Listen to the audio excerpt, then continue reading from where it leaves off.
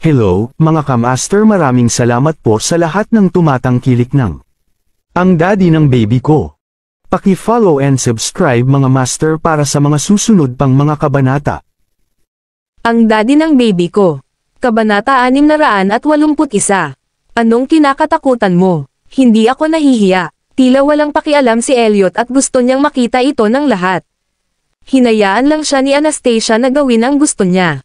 Pagkatapos ng lahat, kailangan niyang aminin na siya ay medyo walang hiya. Pagod ka na ba? Gusto mo ba ng masahe mula sa iyong asawa? Tanong niya sa pananahimik na tono. Ayos lang ako. I enjoy working, she answered as she shifted her head to look at him with eyes that sparks with enthusiasm. Nasiyahan si Elliot nang makita kung gaano siya kasaya. Then, he acknowledged, you can work for as long as you wish. Wag mo lang ay exert ang sarili mo. Tinakpan ni Anastasia ang kanyang ilong, maglarong at sumagot, alam ko, alam ko. Huwag kang mag-alala sa akin. Pagkatapos ay binitawan siya nito at umatras ng 2 hakbang bago siya tiningnan mula ulo hanggang paa. Medyo nahiya siya nang makita niya ito sa ganitong paraan dahil pakiramdam niya ay hinahangaan niya ang isang piraso ng sining. Anong tinitingin-tingin mo? Napangiti siya nito habang sinasabing, ang iyong kasuotan ay nagpapaisip sa akin. Agad niyang pinaliit ang tingin sa kanya. Huwag subukan ang anumang kalokohan sa opisina. Nang marinig ito ni Elliot, hindi niya napigil ang tumawa ng malakas. Ibig bang sabihin nito ay magagawa ko ang lahat ng gusto ko kapag nakauwi na tayo? Hindi alam ni Anastasia kung ano ang sasabihin, kaya binigyan niya ito ng mahiyain, galit na tingin, ngunit masaya pa rin siya sa kanyang puso na gusto niya. Pagkatapos, sinabi niya sa mahinang boses, we'll see. Hinanap ka ba ni Mason? Tanong ni Elliot habang gumuhit ng upuan para sa kanyang sarili at umupo bago niya mapansing pinag-cross ang kanyang mahaba at balingkinitang mga binti. Noon lang napagtanto ni Anastasia ang dahilan ng kanyang pagbisita. Nagseselos ba siya? Paanong ang isang tao ay madaling magselos? Oo, may kaunting chat kami, totoo niyang sabi. Nang marinig niya ito ay nagliwanag ang mga mata niya sa selos. Ano ang napag-usapan ninyong dalawa? Gusto niya ang tulong ko para makakuha ng endorsement contract para sa kapatid niya. Pumayag ako. Napakurap si Elliot nang marinig iyon. Nakikita ko. Pagkatapos, bumangon si Anastasia, isinara ang mga shutter, lumapit sa kanya, at umupo sa kanyang kandanggan. Kahit na natuwa siya na siya ang nagkusa, nagulat siya. Ikinulong niya ang kanyang mukha sa kanyang mga kamay habang nakayuko ang kanyang ulo para halikan siya sa labi. Natutunan niya ang ilang mga kasanayan mula sa kanya at ngayon, ipatikim niya sa kanya ang sarili niyang gamot sa pamamagitan ng paggamit ng mga pamamaraang iyon sa kanya. Elliot enjoyed her kissing him and placed his arms around her waist. She withdrew just as he was going to get more and she whispered in his ears, hindi ka na dapat magselos, honey. Maliban sa iyo, walang iba sa puso ko. Natigilan siya nito at pinaikit ang kanyang mga mata bilang magiliw na tugon sa kanyang titig. Pagkatapos, niyakap niya ito ng mahigpit at sinabing, sige, hindi ako nagseselos. Hindi na ako magseselos. Akmang lalayo na si Anastasia sa kanyang kandanggan ay mabilis niyang pinigilan. Aalis ka na ba pagkatapos mo akong asarin? Namumula pa rin ang pisngi ni Anastasia sa pagsisimula ng halik, ngunit hindi binitawan ng lalaki ang pagkakahawak nito. Sa susunod na sandali, hinawakan niya ang likod ng kanyang ulo at binigyan siya ng mapusok na halik. Lalong lumakas ang pagmamahal ni Elliot sa kanya sa paglipas ng panahon. Sa pagkakataong iyon, gustong bigyan ni Grace si Anastasia ng ilang mahahalagang dokumento, kaya dali-dali siyang pumasok nang hindi kumakatok. Nagulat siya sa nakita at namula ang mukha dahil sa pagiging mahiyain na nagresulta sa pagtakas niya sa eksena. Hindi bagay sa mga kabataan ang eksena sa loob ng silid. Itinulak ni Anastasia ang lalaki palayo at umalis si Elliot na may kasiyahang tingin. Pagbalik ni Grace, ngumiti si Anastasia at napakamot ng labi. Huwag mong sabihin kahit kaninong nangyari kanina. Siyempre, hindi nang ahas si Grace. Gayunpaman, mukhang nagbago ang isip niya tungkol kay Anastasia, na naging mas matapang. Hindi ako mangangahas. Huwag kang mag-alala, President Tillman, nag-aalalang sagot ni Grace. Sa ospital, lumabas si Sofia para kumuha ng prutas para sa kanyang ama. Kababalik lang niya at papunta na siya sa entrance ng ward nang marinig niya ang nag-aalalang boses ng kanyang ama na nagmumula sa bukas na pinto. Huwag mo sanang sabihin kay Sofia ang tungkol dito. Huwag mo siyang ilagay sa ganoong stress. Gayunpaman, araw-araw kaming pinipilit ng bangko. Kung hindi mo sila babayaran, wala kang ibang pagpipilian. May kailangan tayong isipin. Napabuntong hininga si Chana. Tingnan natin kung ano ang kailangan. Kung wala na akong magagawa, makulong na lang ako ng 2 taon, komento ni Drake. Hindi mo magagawa iyon. Ano ang dapat kong gawin kapag wala ka? Interesado ang York family sa ating Sofia at handang bayaran ang iyong mga utang.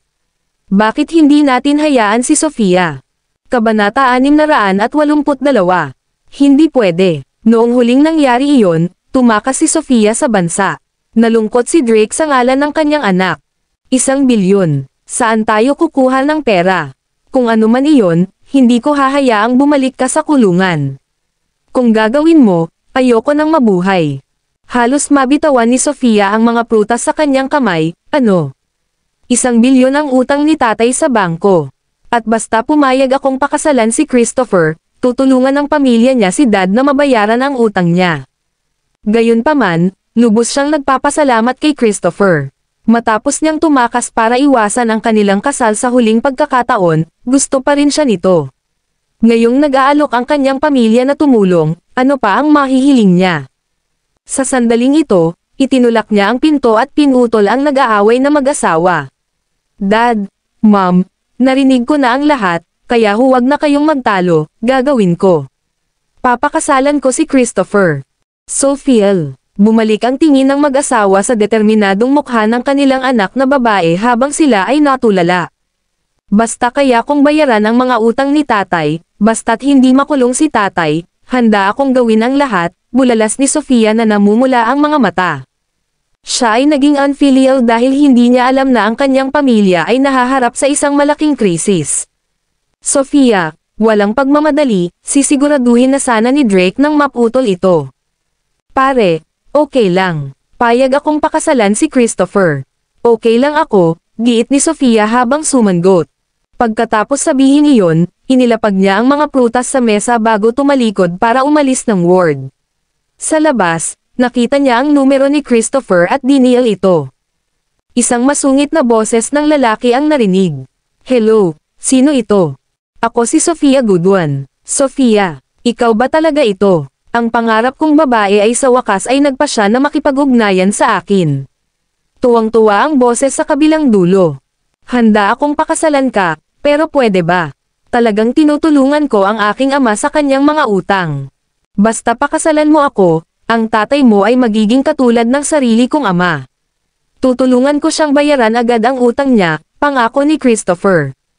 Okay, kung ganoon. Pagkatapos, maghanap tayo ng oras para makita. Ikaw ang bahala, nasa abroad ako ngayon. Babalik ako sa Friday, at sasanduan kita kapag nagtakda na tayo ng date. Magaling. Pagkatapos niyang ibaba ang telepono, napabuntong hininga siya nang sumagi sa isip niya ang mukha ni Arthur. Sa sandaling ito, sa isang resort sa ibang bansa, si Christopher ay nagbabadya ng kanyang 200 pound na katawan sa araw, bahagya ng nakatikip sa bewang ang tuwalya na nakabalot sa kanya. Young Master York, ikakasal ka ba talaga kay Sofia Goodwin at babayaran mo ang utang ni Drake? Si Sofia ang babaeng gusto ko noon pa man. Siyempre, hindi ako magiging walang muwang. Babayaran ko muna ang paunang bayad. Pagkatapos niya akong pakasalan, siya ang magiging asawa ko. Sa oras na iyon, kailangan niyang makinig sa akin. Kung gayon, ako na ang magdedesisyon matatapos ko ba talaga kung magbayad ng utang ng tatay niya o hindi, nakangiting paliwanag ni Christopher, na gumawa ng matalas na pagkalkula. Isang bagong grupo ng mga kriminal ang ipinadala lamang sa bilangguan ng mga kababaihan sa Averna. Isang babaeng nagpupunas ng mamantika na tabletop ang nagtaas ng ulo at tumangala sa mga taong nagdudugtong sa pananghalian. Then, tumigil siya sa pagpupunas at tumingin ng mabuti bago siya mabilis na tumalikod sa takot na baka may makilala sa kanya. Ang babae ay si Hailey. Naka-gray scrub siya at nakatrim ang buhok hanggang tenga. Halos 1 buwan na siyang nandito at halos naputol na ang lahat ng pakikipag-ugnayan sa labas ng mundo. Gayunpaman, Hindi niya inaasahan na dito niya makikita ang kanyang kakilala. Sa mga taong naunang pumasok, kilala niya ang isa sa kanila, si Erica Tillman. Kapareho niya ang gupit ni Hailey at pare-pareho ang suot niya, kaya kitang-kita na si Erica ay ipinadala sa bilangguan. Sa kasalukuyan, mukhang haggard at mapatla si Erica. Noon, tinuring siyang parang isang prinsesa. Ngayon, napilitan siyang kumain ng mga bagay na hindi pa niya nakakain noon. Ang mga pagkaing nakahain dito ay hindi man lang inihain sa kanyang mga katulong sa bahay, ngunit wala siyang pagpipilian. Para bang tinatanggap niya ang kanyang karma sa kanya. Kahit na siya ay dumaan sa kanyang unang pagsisisi hanggang sa kanyang kasalukuyang paggising, huli na ang lahat. Kailangan niyang gugulin ang ikalawang kalahati ng kanyang buhay dito habang naglilingkod siya sa loob ng 10 taon ng pagkakulong. Si Erica ay tahimik na kumakain ng kanyang rock-solid steamed buns at ilang rancid noodles nang marinig niya ang isang matinis na boses na sumisigaw, "Hailey, anong ginagawa mo? Bumalik ka na sa trabaho." Sa sandaling iyon, natigilan si Erica sa kanyang pwesto. Inangat niya ang ulo niya at tumingin sa direksyon ng boses at nakita niya ang isang pamilyar na figure. Bagamat sadyang tumalikod sa kanya ang babae, nakikilala pa rin siya ni Erica sa isang sulyap. Kabanata 683. Hailey Seymour. Biglang nag-alab ang galit sa puso ni Erica dahil sa mga mata niya ay kasuklam-suklam at walang hiya si Hailey. Tahasan niyang ninakaw ang lalaki ni Eric at pinakain siya ng mga apektadong kaisipan na samire sa kanyang buhay. Kinuha ni Erica ang sopas sa gilid at naglakad papunta kay Hailey. Sa lahat ng ito, ibinaba ni Hailey ang kanyang ulo sa pagtatangkang maiwasang makilala siya ni Erica. Gayunpaman, sa sandaling ito, lumingon siya nang marinig ang papalapit na mga yabag at isang mangkok ng malamig na sopas ang agad na tumalsik sa kanyang mukha. Nahihirapang imulat ni Hailey ang kanyang mga mata nang sampelan siya ng malakas sa mukha sa sumunod na segundo. Parang kulang pa ang sampal, sumigaw si Erica habang inaabot ang buhok niya. "Hailey Seymour, bakla ka. Papatayin kita. Erica Tillman, bitawan mo ako." Nagsimulang mag-init ang anit ni Hailey sa sakit at dalawang correctional officer ang lumapit sa sandaling ito para paghiwalayin ang dalawa at bigyan sa kanila ang makatarungang bahagi ng pagsaway. Bakas sa mukha ni Hailey ang pandidiri habang pinupunasan ang mukha. Habang siya ay dumaan sa kanilang mga plastic surgery, kitang-kita ang mga bukol sa kanyang noo. "Haha, tingnan mo mukha mo. Mukha kang mangkukulam. Nakakadiri." Umupo si Erica at nginisyan si Hailey, na bumalik sa pagpupunas ng mesa. Nang marinig ito, napangisi si Hailey. "At patuloy pa rin akong kasama sa iyo. Magkikita pa rin tayo ng higit sa 10 taon. Si Anastasia ay isang hiyas ngayon at kilala bilang Mrs. Presgrave. Alam mo bang kasal na sila ni Elliot? Siya rin ang panganay na anak na babae ng Tillman family. Ikaw naman, isa ka lang basura sa gilid ng kalsada habang siya ay kumikinang na parang brilyante." Napakagatlabi si Erica. Siyempre, hindi niya masabi kay Hailey ang tunay niyang nararamdaman dahil sa inggit niya kay Anastasia. Gayunpaman, sa ngayon, hindi man lang niya makuha ang kalayaang pinakananais niya. Ano ang silbi ng pagiging seloso?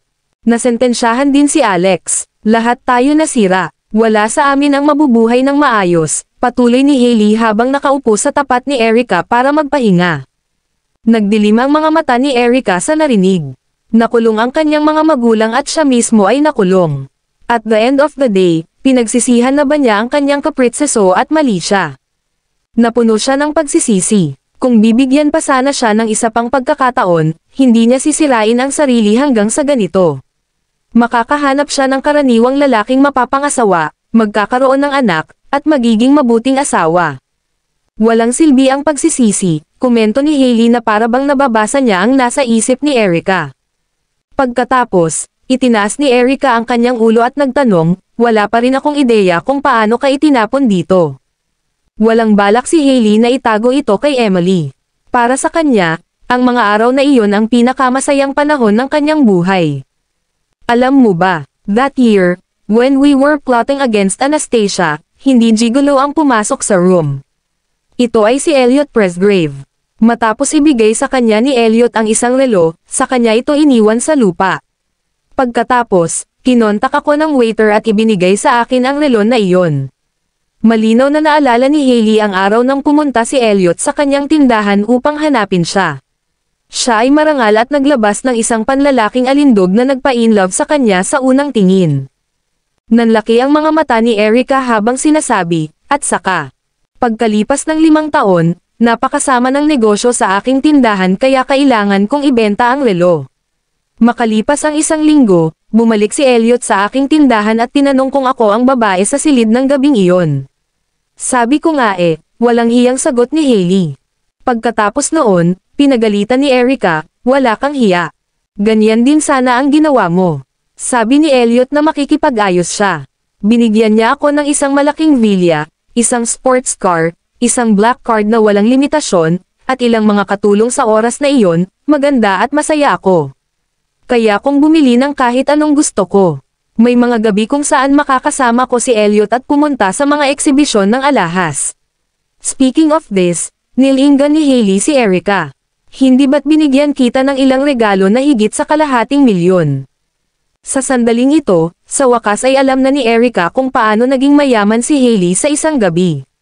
Ito pala ay ninakaw niya ang pagkakakilanlan ni Anastasia at sinamantala ang kabayaran. At ayon napadpad ako dito. Mga 7 buwan kong ginawa iyon. Gumastos ako ng 35 milyon ng pera ni Elliot. Sa huli, niloko ako ni Anastasia at kinasuhan ako ng extortion. Pagkatapos, mapait na ngumiti si Hailey at nagpatuloy, sinasabi ng mga tao na hindi ka magkakaroon ng labis na magandang bagay dahil sa huli ay kakagaten ka nito sa likod. At dahil dito, ginamit niya ang natitirang bahagi ng kanyang buhay upang bayaran ang kanyang mga pagkakamali. Kabanata 684. Noong una ay gusto ni Erica na tawagan si Hailey dahil sa pagiging walang kabusugan at hindi alam ang kanyang mga hangganan. Gayunpaman, nang magmuni-muni si Erica sa kanyang sarili, siya rin ay may dugo sa kanyang mga kamay. Sa halip, wala siyang sinabing saglit dahil karapat-dapat siyang mapunta rito. Ang isang financial summit ay ginanap sa lungsod noong Biyernes at ito ay isang kaganapan kung saan ang mga tao ng industriya ng pananalapi ay kinuha ng may kaseryosohan. Matapos basahin ang email, isang babaeng nakaupo sa maluwag na opisina ang may masalimuot na tingin sa kanyang mga mata. Ang babaeng iyon ay si Lorray Presgrave. Mula noong huling pagkikita nila ni Elliot, tinanggap na niya ang rekomendasyon nito na magtrabaho sa ibang financial company. All this while, pinipigilan niya ang sarili at naghihintay ng pagkakataong magpakita. Hindi siya nang ahas na saktan siya at ayaw niyang harapin si Anastasia sa bukas. Ang ama ni Lorray ay nagsagawa ng isang proyekto sa ilalim ng mga kamay ni Elliot. Kahit na gusto ng kanyang ama na mahawakan ito, ang Presgrave Group ay may mahigpit na patakaran. Mas gugustuhin nilang makipagtulungan sa mga tagalabas kaysa sa mga tao ng Presgrave family dahil ito ay hindi nakasulat sa tuntunin ng Presgrave family. Gayunpaman, hindi lamang ang ama ni Lorray ang nakatutok sa yaman ng Presgrave Group. Lahat sila ay naghihintay ng isang bagay, matyaga silang naghintay ng taon-taon habang inaabangan ang pagkamatay ni Harriet. Kapag wala na siya sa larawan, mag-isa na si Elliot. Kung wala ang kanyang mahigpit na pagtatanggol, maaaring hindi niya mapaglabanan ang panggigipit ng buong pamilya. Inaasahan ni Lorray ang sandaling ito dahil kumpiyansa siyang magpapakita sa kanya. Sa oras na iyon, wala si Anastasia sa kanyang tabi, at maaaring makuha ni Lorray ang pagkakataong ito na mag-strike. May tiwala siya sa sarili at hindi naniniwalang may mga lalaking hindi manloloko. Sa Presgrave Group, natanggap din ni Elliot ang imbitasyon at tinanggap ito. Mayroong ilang mga kumpanya na interesado siyang makipagtulungan na dumalo sa summit sa oras na ito. Sinamahan siya ni Anastasia sa kumpanya ngayon. Ang Burgwa ay nagpapatupad ng isang plano sa reforma at nagpa siya na bumili ng isang brilyante na isip at mga hilaw na bato sa ibang bansa. Ito ay kinakailangan dahil ang kanilang kumpanya ay nagpa siya na lumikha ng isang maluho at nako-customize na platform. 6 na high-level executive ng kumpanya ang natipon sa conference room. Nakaupo si Anastasia sa pangunahing upuan habang nasa balikat ang mahabang buhok habang nakikinig sa mga ulat ng kanyang nasasakupan ng may matatag, matangkad na mga mata at nagliliwanag sa aura ng isang charismatic leader. Nangangailangan ito ng ibang uri ng lakas ng loob para sa isa upang maging isang pinuno, na isang bagay na naiehensisyo ni Anastasia. Dahil ang Presgrave family ay maraming miyembro ng pamilya, kailangan niyang pasanin ang pasanin ng pagiging lady boss ng pamilya, at marami pang bagay na mangangailangan sa kanya na magdesisyon sa hinaharap. Pagkatapos ng pulong, tinawag niya si Larry at maingat na pinakinggan ang mga opinyon nito. Siya ay isang senior executive ng Burgwa at mas may karanasan sa lugar na ito. President Tillman, kung gusto nating lumago at lumakas ang Burgwa, mahalaga na magkaroon tayo ng sarili nating minahan. Ngayon, maraming malalaking dayuhang tatak ang nagsimula ng monopolyo ang mga bato. Kailangan nating gumawa ng desisyon sa lalong madaling panahon. Ano ang rate ng pagbawi para sa pagkuha?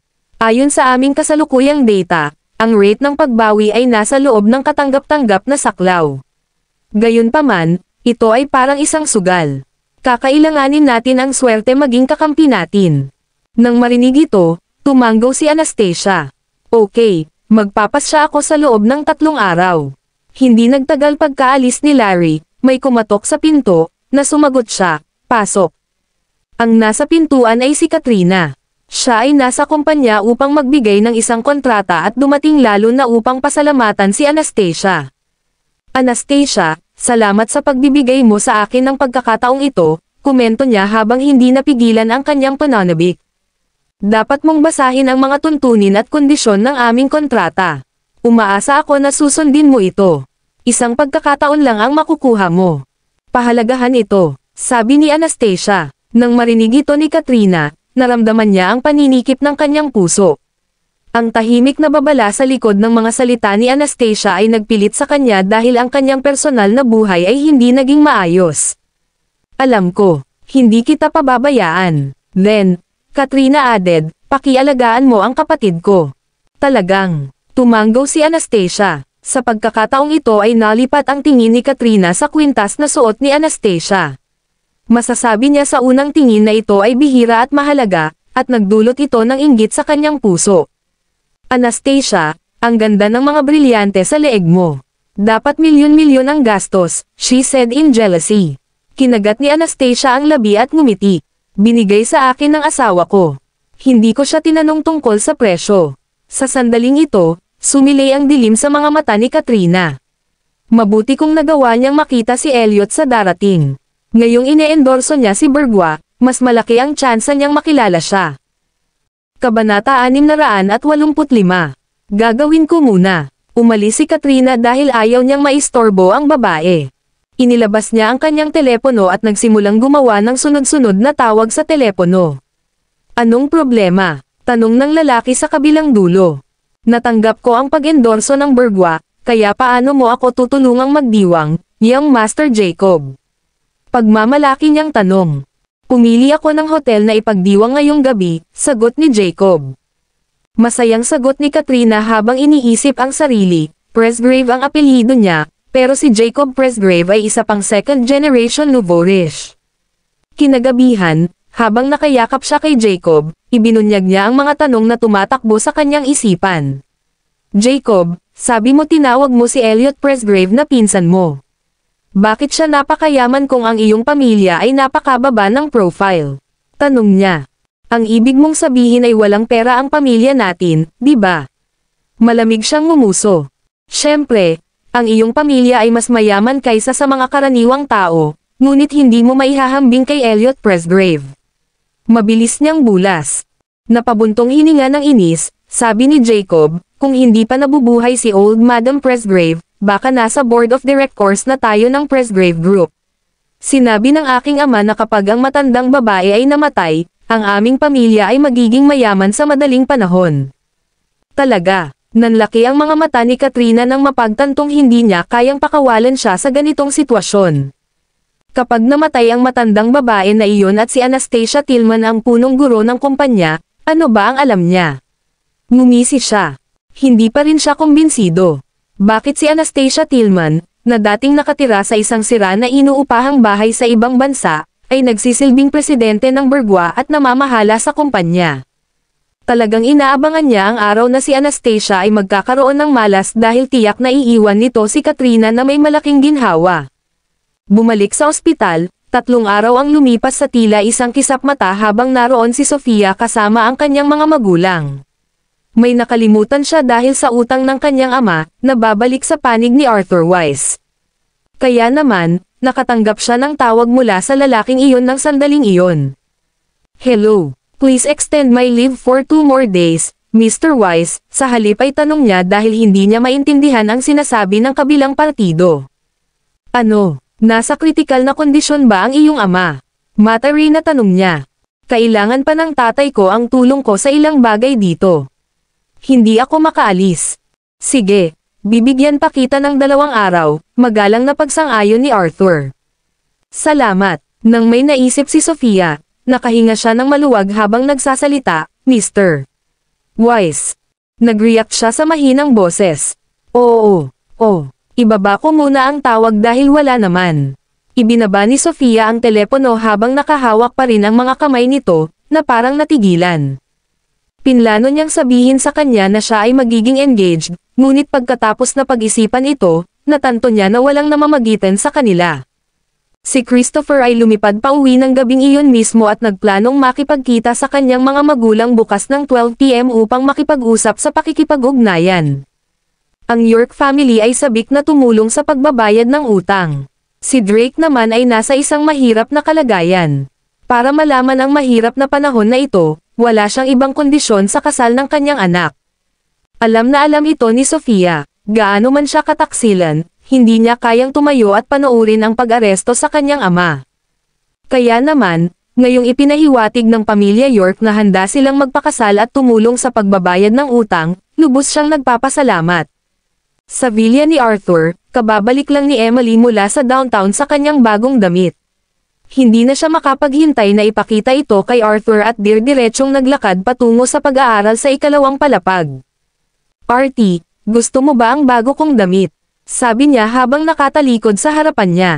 Nakasuot si Arthur ng itim na sando na may burda na mga disenyo, ngunit ang pakiramdam ng dignidad na likas sa kanyang pangangatawan ay laging halata sa publiko. "Well, ang ganda," papuri nito sa kanya. Nakita naman ni Emily na panakanak ang sulyap lang ang binigay nito sa kanya at mukhang hindi na-impress sa kahit anong paraan. "Nagiging perfunctory ka sa akin," sabi niya, medyo dismayado. Lumilitaw na bumuti ang kanyang kalooban habang wala si Sofia sa loob ng 3 araw na ito, ngunit sa tuwing nandyan si Sofia, palaging nakakaramdam si Emily ng pagkahilo. Natuklasan niya na mas gusto ni Arthur na mapag-isa.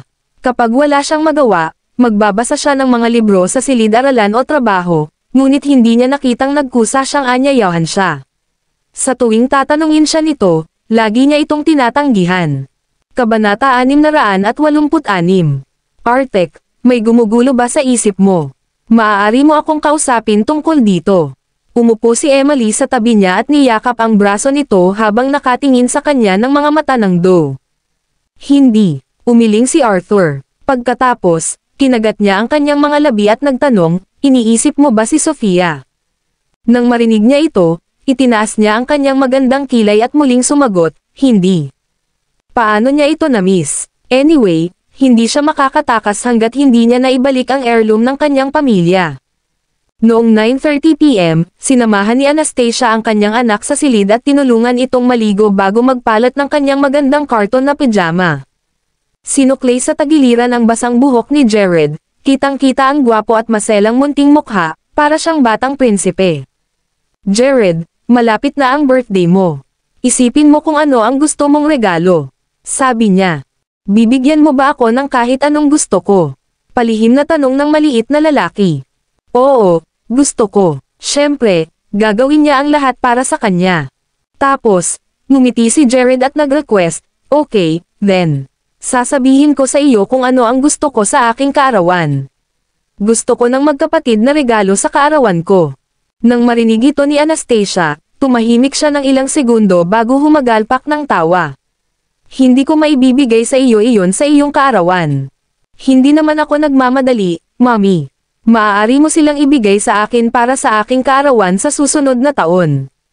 Napabuntong hininga ito ng mahina, alam niyang medyo nalulungkot ang kanyang anak.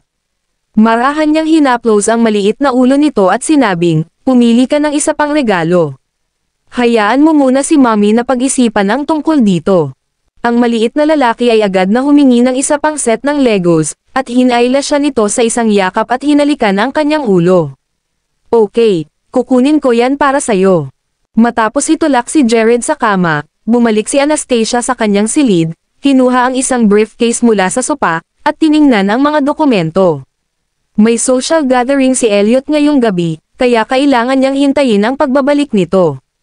Bandang 11 PM, narinig niya ang tunog ng sasakyan, at maya-maya, isang gwapong figure ang pumasok sa pinto. Ang itim na suot at pantalon ay nagbigay sa kanya ng isang nakaistilong ngunit dominanteng hitsura. Mukhang kalalabas lang niya sa isang magazine. Bakit ka pa tumitingin sa mga dokumento? Umupo si Elliot at kinuha ang mga dokumento mula sa kanyang mga kamay bago nagpatuloy sa pagkabalisa, gabi na. Tumigil ka sa pagtatrabaho. Sa sandaling ito, si Anastasia ay napangiti sa kanya.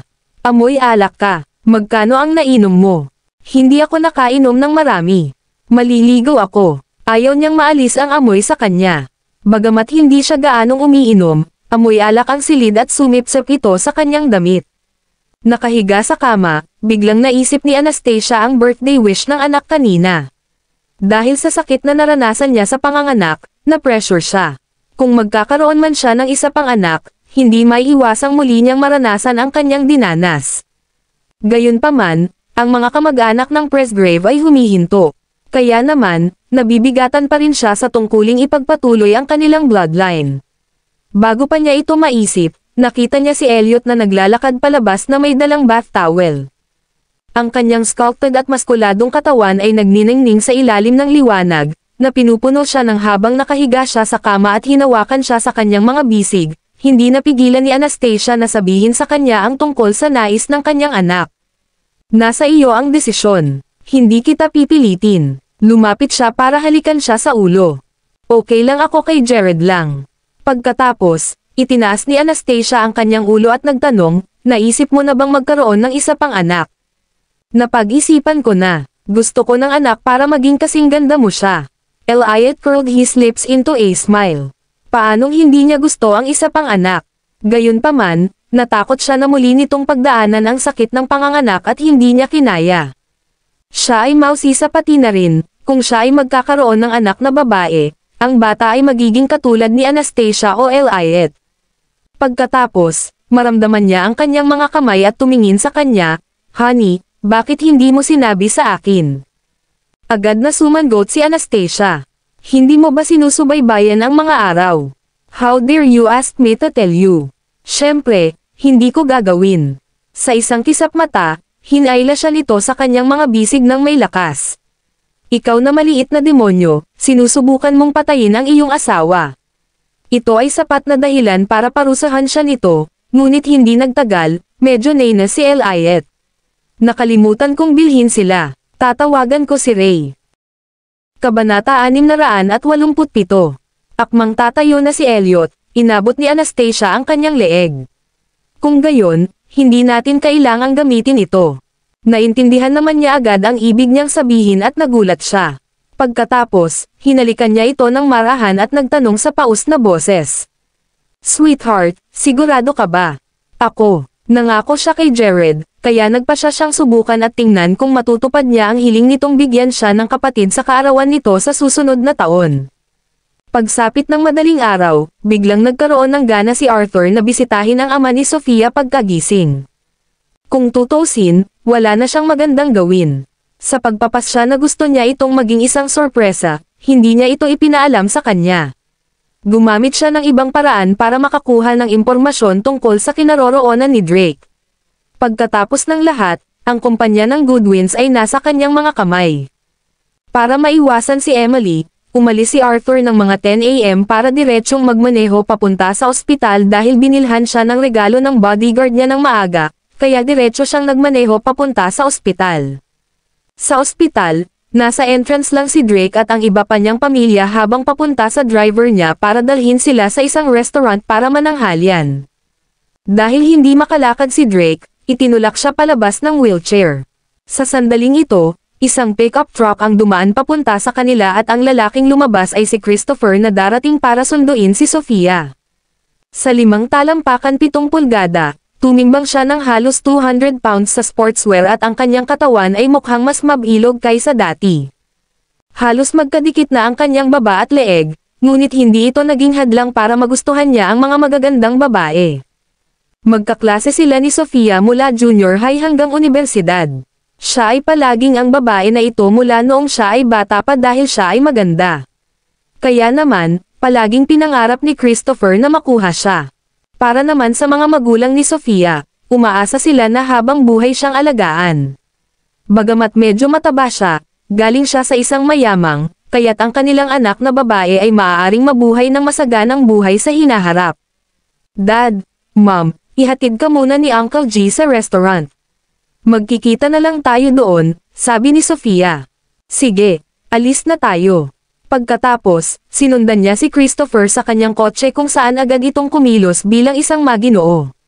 Sofia, ngayon ay isang magandang araw para sa amin. Halika, kuha tayo ng regalo para sa iyo. Tere, kain muna tayo, she deflected. Wala siyang gusto sa kanya.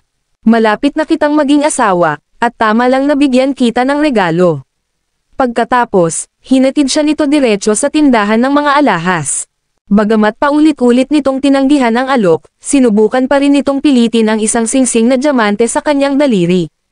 Sa huli, wala siyang choice kundi isuot ito sa kanyang ring finger.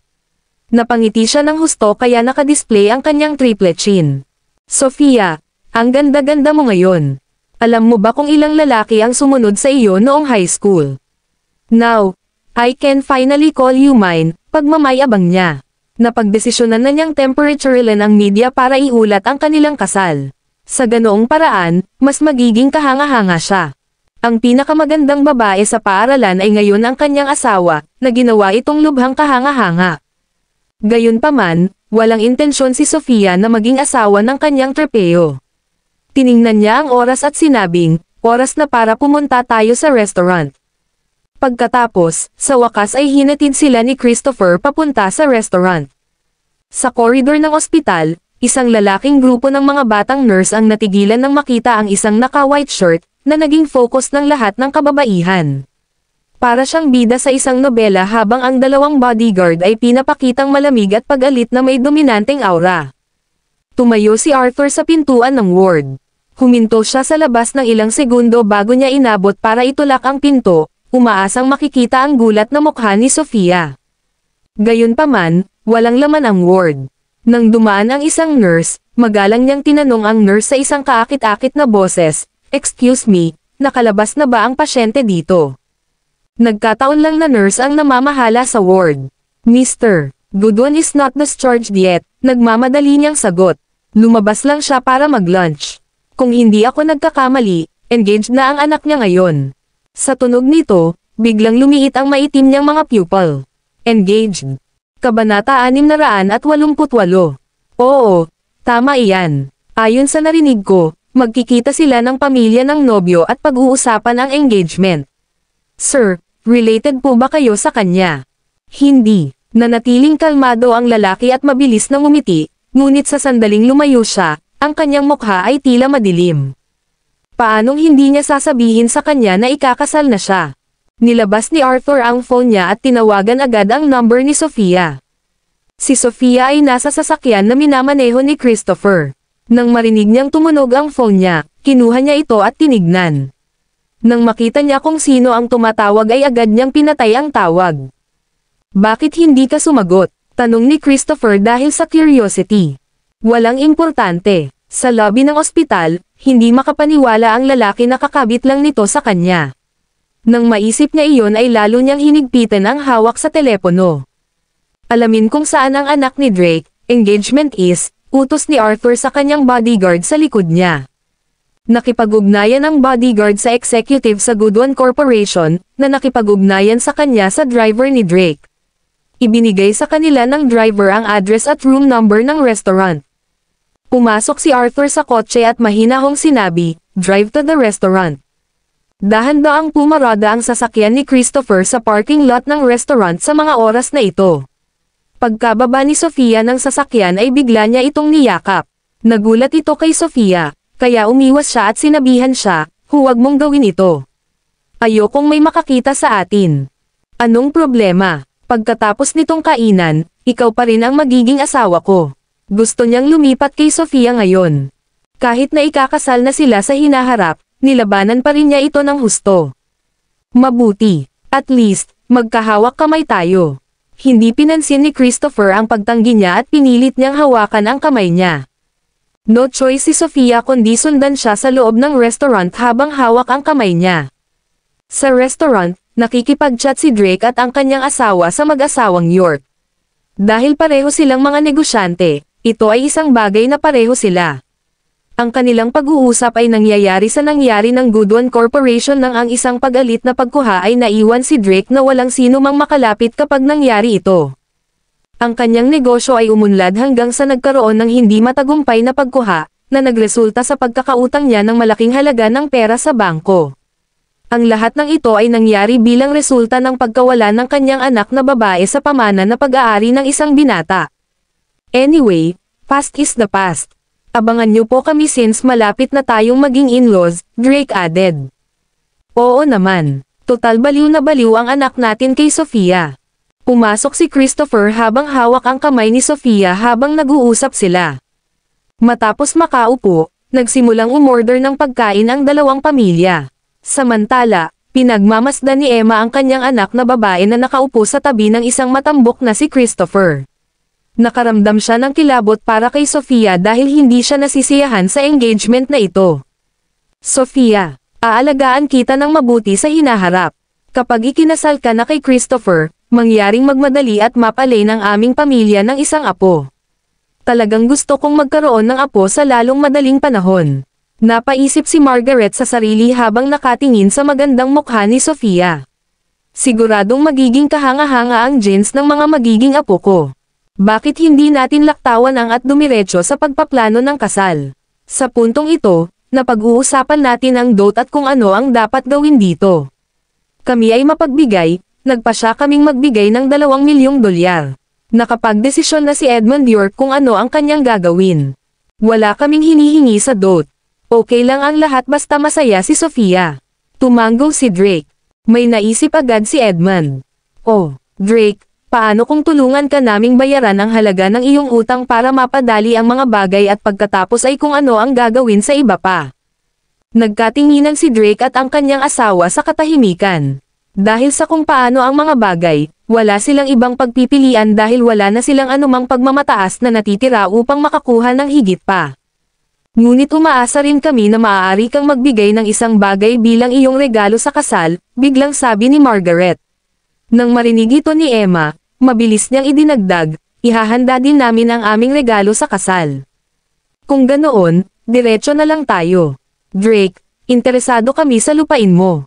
Kaya, iniisip namin kung maaari mong gawin itong regalo para sa kasal. Nagpalitan ulit ng tingin si Drake at ang kanyang asawa. Ang aming lupain. Gayunpaman, ang lupang ito ay hindi bababa sa $50 milyong sa merkado. Hindi naman sa ayaw ibigay ng mag-asawa ang lupa bilang regalo sa kasal, sa halip, ito na lamang ang kanilang natitirang pag-aari. Nagulat si Sofia sa narinig at napatingin siya sa York family. Gusto nila ng kapirasong lupa bilang regalo sa kasal. Mr. Drake, magtatayo tayo ng bahay sa lupang iyon. Dadalhin naming 2 para manatili sa amin, sabi ni Christopher. Naisip niya na ang kanyang pamilya ay karapat-dapat na makinabang pinansyal mula sa kasal na ito. Kabanata 689. Natagpuan ni Drake at ng kanyang asawa ang kanilang sarili sa isang kakilakilabot na kalagayan. Hindi nila maiwasang isipin, akala namin ay isang masayang okasyon ang pagpapakasal sa anak namin, pero parang katawa-tawa ang reg-along kasal na hinihingi ng kabilang panig. Huwag mong sabihin sa akin na nag-aalangan kang isuko ito, Drake. Nagpatuloy si Edmund sa kanyang pagtugis. Well, hindi naman talaga totoo. Maghahanda kami para sa aming bahagi ng regalo sa kasal, ngunit ang lupaing ito ay nasa ilalim ng pangalan ng aking ama. Sa tingin ko wala akong masyadong masasabi dito. Gayunpaman, nabalitaan kong minana mo ang lupain sa kanya. Tiyak, magagawa mo ang desisyong iyon. Gusto rin nating magkaroon ng mas magandang tirahan ang ating mga anak kapag nagpakasal na sila, hindi ka ba papayag? Ibibigay mo ang lupa, at tutulong kami sa pagtatayo ng isang villa. Sa huli, ito ay para sa kapakanan ng ating mga anak. Mr. at Mrs. York, hindi ako masyadong choosy kung saan ako nakatira. Isa pa, may sarili naman ako kaya pagkatapos naming ikasal ni Christopher, lumipat na lang kami sa apartment ko, kwento ni Sofia. Isang apartment, hindi maaaring tama iyon. Si Christopher ay hindi maaaring tumira sa isang apartment. Palagi naming binibigay sa kanya ang pinakamaganda sa lahat mula pa noong bata pa siya, kaso hindi mo alam, mariing pabulaanan ni Margaret at pinatunog ang kanyang anak ay isang bihira at mahalagang hiyas. Isang malaking itim na SUV ang huminto sa harap ng pasukan ng restaurant. Bumaba ang bodyguard sa sasakyan para buksan ang pinto sa likurang upuan. Lumabas ang mga balingkinitan at mahabang paa ng lalaki at dirdiretsong naglakad sa loob ng restaurant. May reservation po ba kayo, sir? Nandito kami para maghanap ng tao, sagot ng bodyguard niya. Tanong ni Arthur, nasaan ang premier room? Oh, sa ganitong paraan, Ginoo. Ang server ay tumugon sa kanilang mga pangangailangan ng may sigasig. Habang itinuro sila sa the premier room, hindi napigilan ng waitress na masulyapan ang lalaking bisita. Siya ay lubhang kaakit-akit. Celebrity ba siya? Kasabay nito, medyo naging awkward ang atmosphere sa the premier room. Ang York family ay masigasig na makuha ang bahaging iyon ng lupa, ngunit ang Goodwin family ay nasa isang dilema. Sa sandaling ito ay itinulak ang pinto ng silid at ang matamis na boses ng waitress na sumalubong sa isang tao ay narinig ilang sandali. Pakipasok, sir.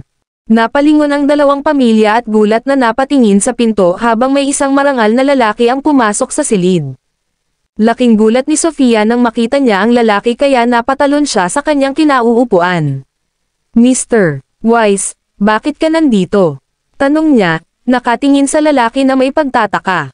Inilipat ni Arthur ang mga mata mula sa dalawang pamilya sa kanilang mga upuan patungo sa matambok na lalaki sa tabi ni Sofia. Napapikit siya habang iniisip, ito ba ang lalaking pakakasalan niya? Bulag ba siya? Hindi karapat-dapat ang lalaking ito na makasama siya. Nang makita ni Drake at ng kanyang asawa ang lalaki, sila ay nabigla rin at hindi nila sinasadyang magalit sa kanya. Higit pa rito, ang kanilang anak na babae ay may utang sa kanya ng isang pamana ng pamilya. Habang nakikita ni Christopher ang hindi inanyayahan na panauhin, may isang bagay sa kanyang isip na nagbabala sa kanya na mag-ingat sa lalaking ito. Kaya, bumangon siya at sinabi sa hindi kanais-nais na tono, sino ka? Hindi mo ba napagtanto na ito ay isang pribadong sesyon? Bilisan mo at umalis ka na. Nang madetect ni Sofia ang hindi kaaya-ayang tono ni Christopher, dali-dali niyang ipinakilala kay Arthur. Kaibigan ko ito, Christopher. Sofia, ano sa tingin mo ang ibig sabihin nito? Paano mo maiimbitahan ang isang kaibigan sa ating engagement party? Galit na galit si Christopher. Nang makita niya na talagang kakaiba ang lalaking ito, talagang nagalit siya. Hindi iyon kung ano iyon. Ikinumpas niya ang kanyang mga kamay para ipahiwatig na mali ang pagkakaintindi niya. Pagkatapos ay inabot niya ang kanyang mga kamay para itulak at kalagkarin si Arthur patungo sa pintuan. Mr. Wise, bakit hindi natin ito pag-usapan sa labas? Tumalikod si Arthur at sinundan siya sa pinto. Isinara ni Sofia ang pinto sa likod niya nang nasa labas na sila. Young Master Wise, bakit ka nandito? Tanong niya na nalilito. Magpapakasal ka ba sa baboy na iyon sa loob? Tumawa siya na parang ngayon lang nakakita ng joke. Isang nahihiyang si Sofia ang nagsabi, huwag kang magsalita ng mga bastos tungkol sa kanya, di ba? Hindi ka ba natatakot na lapiin ka niya? Hindi niya ito pinansin at patuloy pa rin sa mga masasakit na salita. Namula agad ang mukha niya sa kahihiyan nang marinig iyon. Hindi man lang ba ako kayang respetuhin ng lalaking ito? Oo, Young Master Wise. Malapit na akong engaged at hindi na kita mapagsilbihan. Please revoke our agreement, she said with a serious expression. Naniniwala na siya sa tanging paraan upang malutas ang utang ng kanyang ama ay ang putulin ang relasyon kay Arthur. Hindi ako sumasang-ayon, hindi ka pwedeng umalis sa tabi ko ng isang buong taon. Nag-cross arms siya at binigyan siya ng matalim na tingin. Nabulunan si Sofia nang marinig iyon. Dahil desidido siyang walang kinalaman sa kanya, ang tanging nasabi niya ay, in short, I'm getting engaged. Ikakasal na ako sa iba. So, ang masasabi ko lang, simula ngayon, mananatili na lang ako sa tabi ng lalaking pakakasalan ko. Kabanata 690. Alam na ba ng fiancé mo ang relasyon natin? Pinaikit ni Arthur ang kanyang mga mata at nagtanong. Namula ang pisngi ni Sofia pagkarinig nito. Bakit ba siya umaarte na parang may affair kami? For goodness sake, magkaibigan lang kami. Bakit kailangan niyang gawing komplikado ang relasyon namin? Kinagat ni Sofia ang kanyang labi at sinabing, walang namamagitan sa atin. Sa pagkakataong iyon, hindi napansin ni Sofia na may nagbubukas ng pinto sa likuran niya. Mula sa gilid ng kanyang mata, kitang-kita ni Arthur at alam pa kung sino ang taong iyon. Kaya, hindi niya sinasadya ang kanyang sarili na magiging mas malabo kaysa dati. Nakalimutan mo na ba sa iisang kwarto tayo matulog? Nakita mo pa akong nakahubad. Si Christopher, nakakabukas lang ng pinto at lumabas, ay narinig ang pahayag na ito sa unang pagkakataon. Dahil sa galit niya, malakas niyang tinanong, Sofia, ano ang relasyon mo sa kanya? Nagulat si Sofia sa boses nito at agad itong lumingon sa kanya at nagpaliwanag, Christopher, please don't misunderstood. Walang pagitan. Biglang tinakpan ng dalawang makatarungan at maselang kamay ang mukha niya. Nang hindi siya binibigyan ng oras para mag-react, isang set ng manipis at nakakapagpapasiglang mga labi ang humalik sa kanyang malambot na labi. Ito ay lubos na nagulat kay Sofia. Nakatingin lang si Christopher sa kanyang magiging fiancé na hinahalikan ng ibang lalaki. Nagulat din ang bodyguard na nakatayo sa gilid nang makita niya si Young Master Wise na nakikipaghalikan sa isang babae. Matapos halikan si Sofia, sumilay si Arthur ng mapang-asar na tingin at minisyon si Christopher para i-provoke siya. Natulala si Sofia at tuluyang natulala sa halik hanggang sa marinig niya ang galit na boses ni Christopher. Bitawan mo siya, girlfriend ko siya, at wala kang karapatang hawakan siya. Biglang may brasong pumulupot sa bewang niya nang matapos na mag-rant si Christopher. Napapikit siya sa isang yakap na may mabangong dibdib sa sumunod na segundo. Nahawakan ko na siya, ano ang gagawin mo? Ngumisi si Arthur habang hinahalikan ang buhok nito. Sofia, dapat pag-isipan mong mabuti ito. Malapit nang mabayaran ang 10 bilyong dolyar na utang ng iyong ama, at kung hindi ka engaged sa akin, walang magbabayad para sa kanya. Baka kailanganin niyang gumugol ng hindi bababa sa 3 taon sa bilangguan kung hindi niya mabayaran. Desidido pa rin si Christopher na kunin si Sofia para sa kanyang sarili. Kung tutusin, hindi niya ibibigay ang isang bagay na hindi pa niya nahawakan noon. Nang itutulak na sana ni Sofia si Arthur, isang malalim na boses ng lalaki ang nagsabi, handa kang pakasalan ang iyong sarili sa baboy na ito sa loob lamang ng 10 bilyong dolyar. Paano ka magiging talo? Hindi pa siya nakarinig ng ganoong pagmamataas na pananalita sa kanyang buhay. Samantala, nagalit si Christopher nang marinig niyang may nagsabi sa kanya na parang baboy. Ikaw, kung gayon, bakit hindi mo subukang kumuha ng 10 bilyong dolyar ng sabay-sabay? Nang makita niyang inilahad ni Arthur ang kanyang kamay, binigyan siya ng bodyguard ng isang itim na wallet. Inilabas ni Arthur ang isang itim na card mula sa kanyang wallet at ibinigay ito kay Sofia. Kunin mo at gamitin mo ang pera para pambayad sa utang ng tatay mo. Bumalik ka para pagsilbihan ako pagkatapos mong ayusin ito. Nang makita ito ni Christopher ay nanlaki ang kanyang mga mata sa pagkamangha. Wala siyang napapansin, kundi 6 o 7 black card sa wallet ng lalaking ito, kung hindi siya nagkakamali.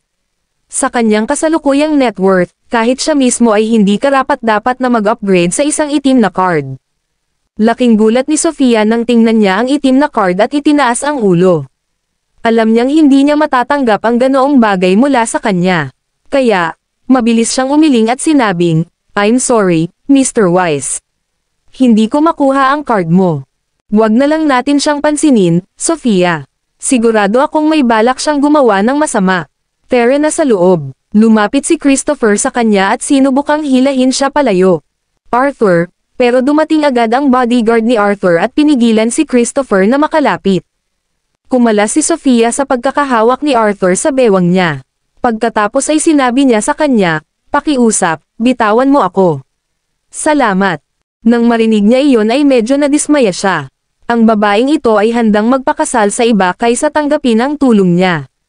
Naisip ni Christopher na sa wakas ay siya na ang magbigay ng nakakaakit ng ngiti kay Arthur habang naglalakad si Sofia papunta sa kanya. Nabigla siya sa sasabihin ni Sofia na ikinagulat niya. Pagtingin sa kanya, sinabi niya, "Christopher, kanselahin na natin ang engagement natin for today. Hindi kita pakakasalan." "Bakit?" Nag-aalala siyang tumingin sa kanya. Hindi naman tanga si Sofia. Alam niyang nanghihingi sa kanya ng York family na pakasalan si Christopher at sinabing tutulungan nila ang kanyang ama na mabayaran ang utang nito, ito ay walang laman na pangako.